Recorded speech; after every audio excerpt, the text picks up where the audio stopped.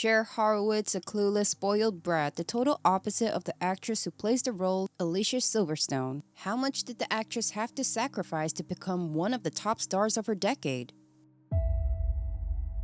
In real life, Alicia was never clueless. She grew up in an upper-middle-class home in Redwood City, California. Her Jewish father, Monty, is a real estate businessman from London. Her Scottish mother, Dee Dee, is a flight attendant from Florida. Alicia has an older brother, David, as well as an older paternal half-sister, Kezzy. From the beginning of her childhood days, she was more interested in acting and modeling rather than in studying. She took part in a lot of competitions, and in high school she was even on the cheerleading team. She also loved ballet and theater. The truth is, she was just a normal kid until things started to change when she moved into her manager's Hollywood home so she could concentrate on a show business career.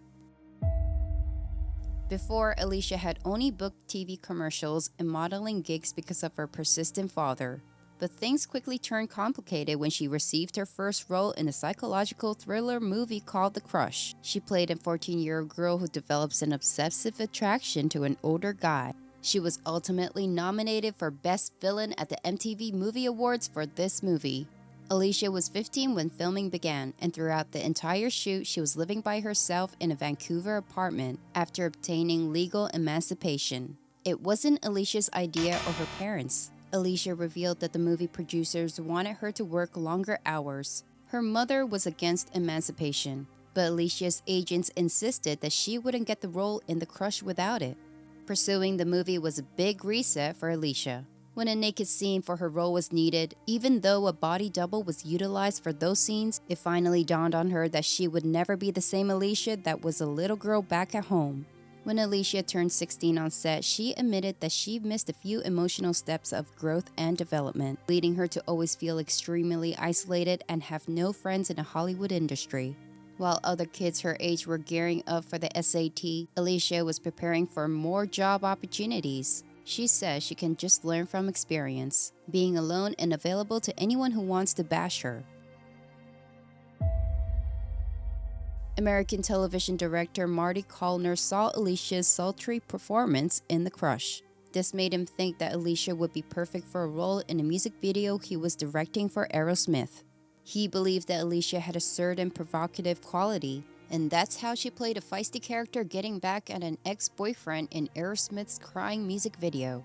The music video tripled sales for the band, inviting her to be featured again for 2 more music videos called Amazing and Crazy. Though she is perhaps best known for her film performances, the general public has long associated her with Aerosmith, which she despises. The rebellious love stories in the music videos were definitely not appropriate for her age. Little did she know that at 18, another director would lay an eye on her thanks to her role in Aerosmith's Crazy music video, and she would be known for her role as Cher Horowitz in the 1995 hit Clueless. More than 25 years after its first release, the film still has a strong cultural impact due to its accurate portrayal of the teenage culture of the 1990s. Did you know that the film's success earned her a multi-million-dollar deal with Columbia TriStar that made Alicia one of the highest-paid actresses in Hollywood at that time? But even with Alicia becoming the most powerful teen in the Hollywood industry back then, she revealed that her voice was not heard and respected, especially in such a male-dominated scene. When you thought things couldn't get worse, here came the MTV Music Awards in June 1997. Alicia was only 20 years old and was innocently presenting an award when Jim Carrey, who was 35 years old at the time, took to the stage to accept a gong for his performance in The Cable Guy. He forced himself upon Alicia and kissed her on the lips. At the time, it was reported that he apologized for humiliating Alicia backstage. It was too late though, the damage was already done for the young woman.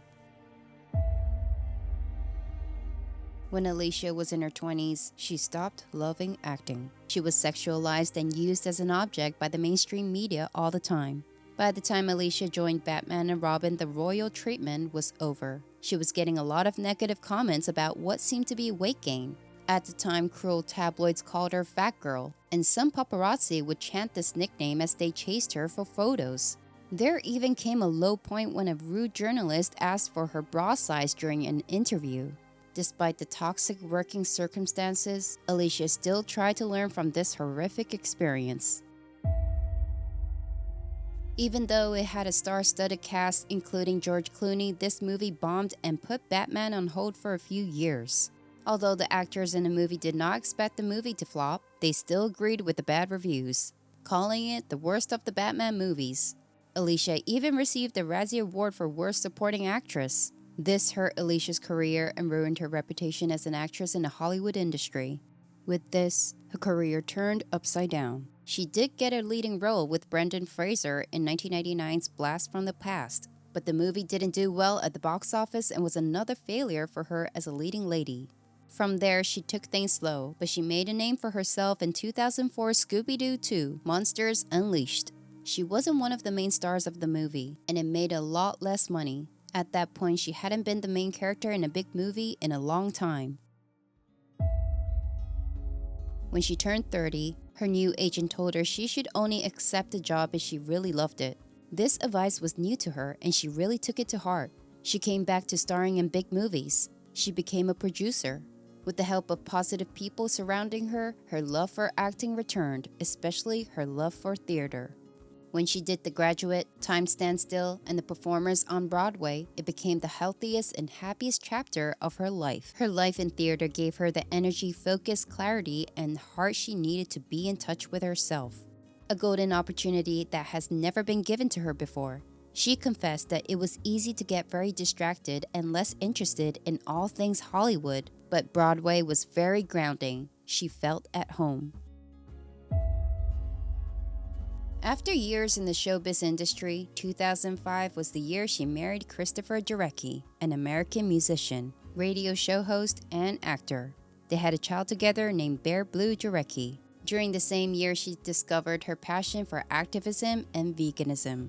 She finally realized that acting wasn't the most important thing in the world and that there were other things in life that were much more important. She did a number of things to bring attention to the cruel treatment of animals and unhealthy farming methods. She worked hard to live in a way that was good for the environment, and she was very excited about her organic garden in her backyard. She has even written The Kind Diet and The Kind Mama, which are both vegan cookbooks. With this new phase in her life, another phase is about to unfold when she gets divorced in 2018 after being married for 20 years. Now 46 and trying to live as normally as possible, she still lives in the same city and house that she bought in 1996. She still acts on screen and on stage, but she also spends a lot of time raising her child, working for social justice, and writing. Outside the film industry, she is now using her voice on social media as she shares wisdom about female empowerment and body positivity. She even went viral on TikTok when she clapped back at someone who ridiculed her for her weight. By the way, some of her videos even have references to her time on Clueless, and they are amazing. Whether on or off camera, Alicia was able to reclaim control of her life and escape the wolves of the Hollywood industry. As she once said, "I'm not my career, and my career is not me. I'm more interested in working on myself and being the best person I can be."